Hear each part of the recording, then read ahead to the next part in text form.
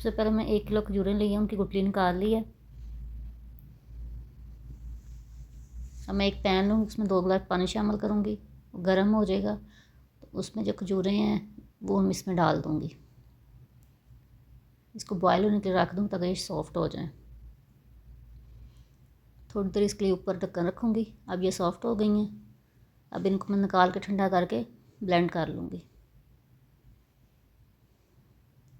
मैं इमली लूँगी आधा किलो, उसको भी ऐसे ही बॉयल करूँगी।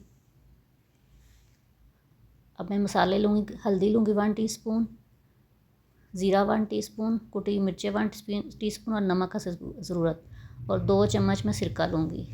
इसी तरह इमली का पेस्ट बना लूँगी, इसकी गुठलियाँ निकाल लूँगी। अब खजूरें डालूँगी पैन में, और साथ ही जो इमली का पेस्ट है वो भी इसी में शामिल कर दूँगी।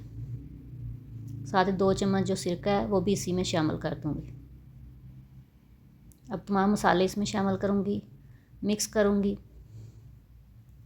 ताकि तमाम मसाले इसमें मिक्स हो जाएं। इमली और खजूर की चटनी